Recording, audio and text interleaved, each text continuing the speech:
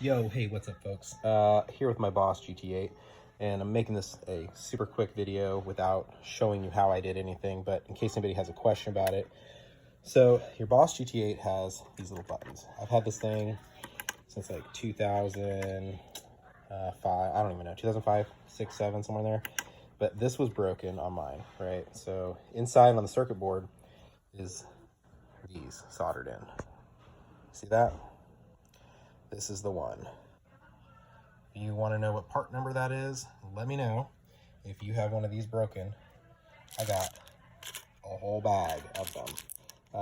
Yeah, got them in bulk, so I can do a tutorial on how to solder one of these, how to remove and solder this in, but it's just like any component.